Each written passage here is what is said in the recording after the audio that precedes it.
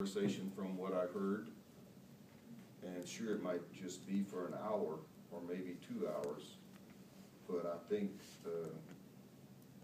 listening and posing a few questions and paying attention to how the answer came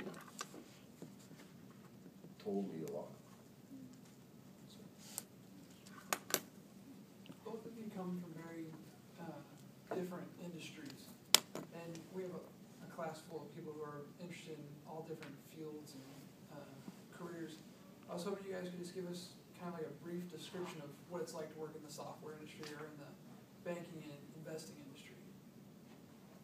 Sure. In software, so that in just technology in general, you've got hardware and software. They're very different. Right? Hardware are like people that build physical things, and they think totally different.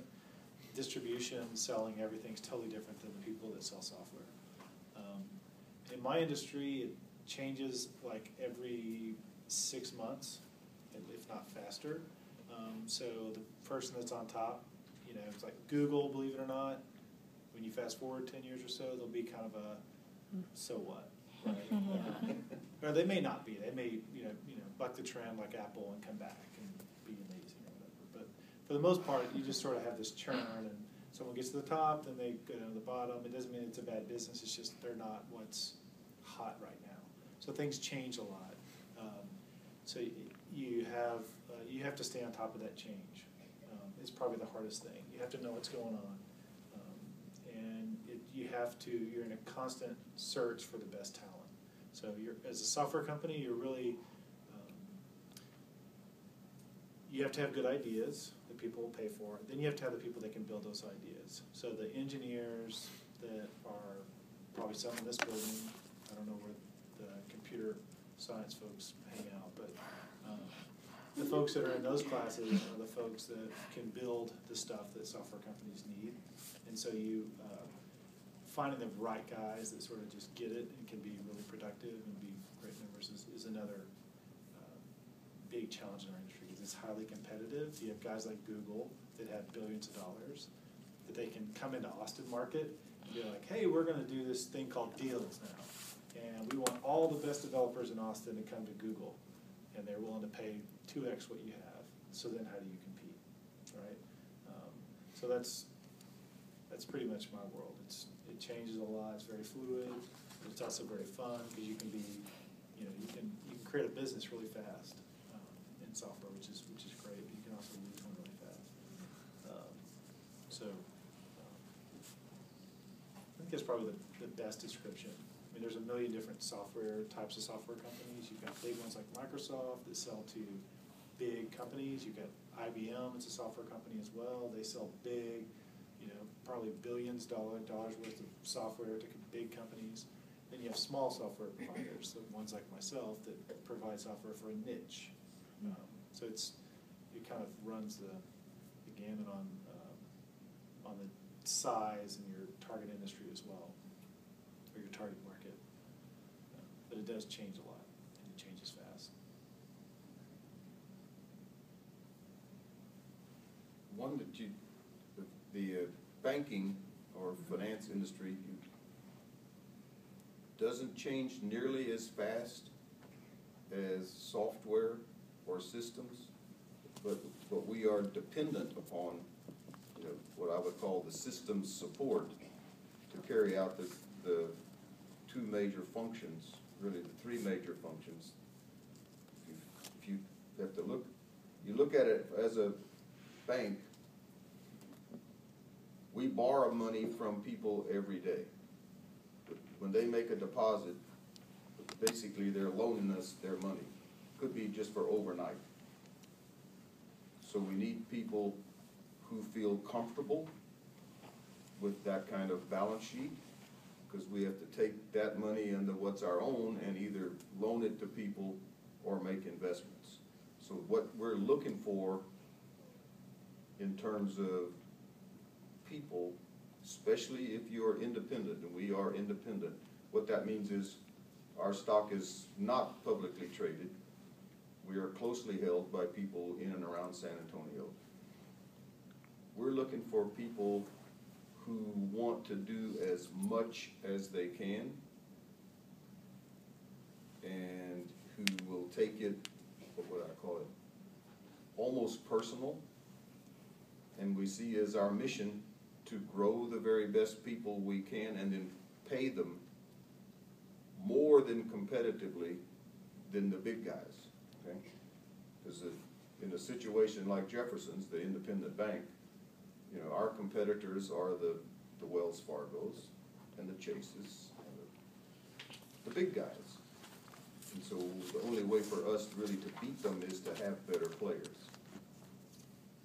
which has been our strategy.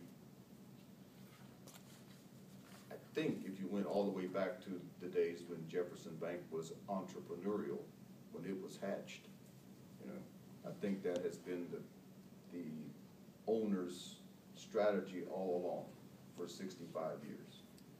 Find the best people you can who can run the best bank and then pay them for the good job they do. We try to grow our own people. If we don't have the skill, then we try to hire it. Okay. But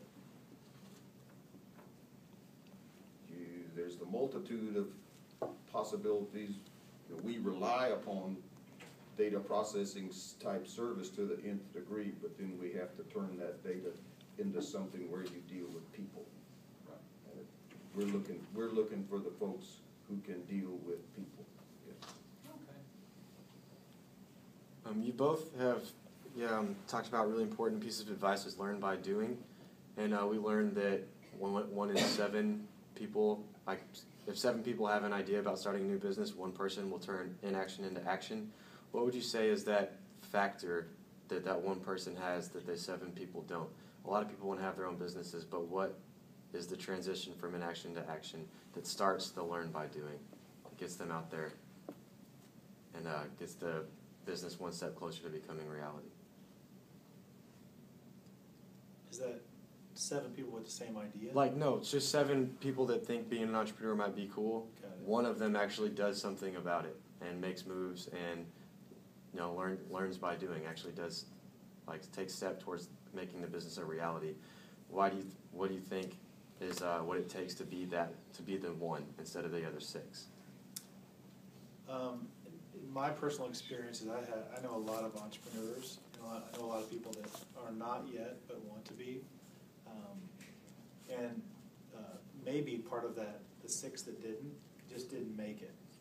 Okay. And so I think you know, you don't make it 100% of the time. It doesn't mean you don't try it again. Maybe with a different idea. So there's I think that's one factor. Is that people try and then they may not make it, and they try again, and their 4th one all of a sudden sort of sticks and they make it. Maybe it's because they have the experience now to get it started, or the other 3 ideas are bad, or whatever it may be. There's also sort of usually the entrepreneur is pretty passionate about what they're doing. So I think all the things you don't want to deal with, that you have to deal with as an entrepreneur, that's not fun and like idea-centered kind of stuff. If you're able to sort of do the blocking and tackling, to use a football analogy, pieces of the business, and make sure that all those things are taken care of, you're gonna do much better than the person that's always focused on their big idea, right? That idea is a reason to go into business, but you sort of have to worry about all the other pieces. So I think someone that has the willingness to sort of say, okay, I've got to pay attention to all these different aspects and make sure they're all run well.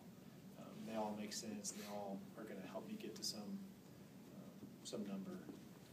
Is the reason why they were probably more successful than the person that wanted to tell everybody about their idea and just kept telling people about their idea. And they never, you know, it's like, oh, my idea has never happened. And it's like because you didn't do all the things that you have to do to make a business happen.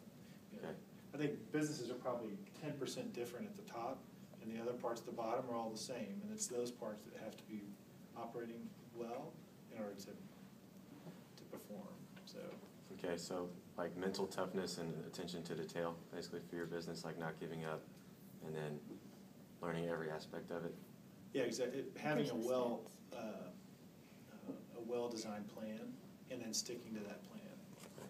Not that you're stubborn about that plan, but that you're willing to pay attention to each detail of it. Makes a big difference. Okay. Right? So because one thing at the bottom impacts the top, for sure. I'd say that description becomes persistence on the idea person's part, which he or she can control, just like he's described. I think there is another factor that often is beyond the control of the idea person. I hate to use the word, it's kind of trite, but timing. Sometimes when that man or woman has a good idea, and the presentations to groups of investors, whether they're the angel flavor or the big flavor or sometimes you just catch them at the wrong time, both in terms of their own portfolio or their attitude, or what your idea is just doesn't match what they want for the mix of their investments. And that's kind of out of the person's control. Hence, sometimes you have to take the deal to multiple sets of eyes, and sometimes you just have to go, okay, I'll wait another 6 months or a year. Keep my contacts open, either with the angels or with the companies or with the Austin Ventures or with the whoever's, and strike again, because sometimes the iron will be hotter, 12 months from now than it is at that particular moment. That one's, the man or woman really can't control that side of it. Okay. He or she can be making their best pitch that is a great idea, and if you just catch them at the wrong time. I mean, what's a simple example? If within the last 30 days that same partnership has taken some big hit, they're kind of going, okay, I'm going to sit back and wait a while until we try that kind of deal again, That doesn't reflect upon the man or woman with that current idea, but it's just the wrong time. But then that's when the persistence kicks Yes, in, and right. then Keep they those become contacts more. open and keep the communication going as to how you're doing or what you're thinking about at this point. Okay. Yeah, the timing one is in a little different perspective. Is in my industry is extremely important. So, has anyone here heard of Pinterest? Oh, yeah. Okay, that's what I thought. So, that idea was launched 10, 12 years ago under different brands, and then relaunched several times between then and now. So, it's not a new idea. It's just that the internet and the way people share information and how you browse and look at products and how you want to know what he looked at and what she looked at and what she likes. And I think what you like is cool. I'm going to follow you because you've got good taste and whatever. Like all those things sort of happening now. The guy with the Pinterest idea is like, Mr. Smart. Right. Although Mr. Smart existed 10 years ago. It just was a timing thing. And so in technology, timing is really important. If you had launched a tablet or an iPhone 12 years ago, people would have not even known what to do with it. You know what I mean? Mm-hmm. So it's my industry. You have to be there at the right time. And so, for me, the most important thing before launching a company is what is someone willing to pay for, and then if that's kind of the first test, and then you kind of go from there. So. Kind of expanding on Dustin's question and kind of expanding on your answer, I guess discerning those good times is a strength that y'all have. And a lot of times we as college students, that's what we're here for, is kind of building upon our strengths and our talents and all of those things. So how has that helped y'all, being aware of your strengths and your talents and developing those further? How has that helped you? I don't have any weaknesses. I'm invincible, so this doesn't apply to me.